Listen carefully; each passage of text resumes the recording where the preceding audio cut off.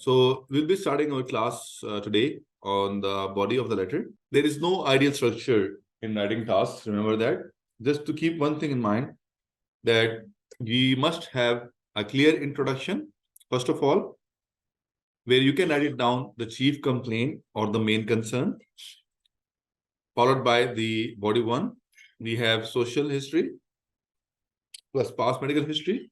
If it's relevant, totally based on the significance, you can add this information forward. And we can see there, we have, then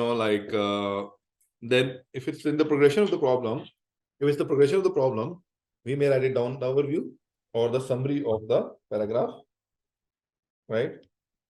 Overview or the summary of the paragraph can be written over here. Then the body paragraph number 3, we have to expand the recent history or the discharge plan.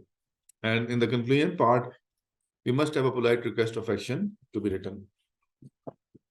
Inside the paragraph, though we have discussed that as well, but the first paragraph, the first sentence is always the topic sentence, where we have to mention about the main idea or concern.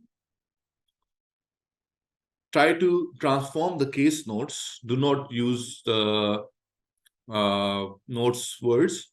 Try to use your own words, and this is what we will be discussing in today's class. Then we have a supporting sentences. In these supporting sentences, we have the symptoms description, right? We have the symptom description. Okay. We have to use the connectors, right, over here. And the signal words such as initially, at a time of admission, during hospitalization, despite, that can be used as a signal word. So to begin with a practice with that, So first of all, if you can see there, what we have to do is we have to see how would we transform this case notes. These all are the past history. Let's say patient presented with complaint, abdominal pain for 2 weeks, pain constant, worse sitting. So I would like you to transform them before we can proceed further, and give it a try, please. Here, to summarize this information, we have to go with the basic details such as these all things can be written as a unremarkable. No need to mention all this thing in detail, as you have just seen the format as well. That's even full thing was intravenous transfusion due to low HB.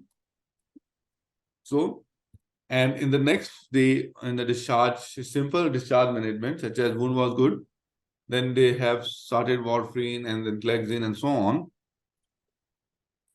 The patient was having a gradual mobility. Afterward, you can see we have a rehab step. In rehab again, we have to have the summary of the assessment. And then we have a discharge plan. Here you have to expand, right? Here you have to expand the thing over here, right? So you can see there is no cardiac issue at the time of discharge. It has been discharged with the home nursing assistance, right? So we can see there are some tools that can be useful for you to be used in a tenses. Let's say ward stay, we can mostly use past simple or past perfect, depend upon the situation. Then is followed by the simple sentence. We have to see, we have the simple, compound, or complex sentence. That is conciseness. We have to club the same information, and we do not write it down the irrelevant details. There are certain things, the sign marks that can be useful for you while it is transforming the notes. Let's say vital signs, they can also be written as normal. Unremarkable, we can use this sign for increase, right? This tick sign for good, let's say. RO stand for removal of, SC stand for subcutaneous, NAD stand for no abnormalities detected, MENE in the morning, NOCTE at night, QDS 4 times a day, as per required. W home is with home or personal hygienics, let's say. And though this is an example that how can we write it down, the summary of the ward stay. Even this could be right if we can just write it down this line as the summary of the ward stay. Let's say over a period of 9 days, his stay in ward was uneventful, except blood transfusion due to low HB. Right? We can simply write it down this way in that way. Except we can also mention this point over a period of 9 days.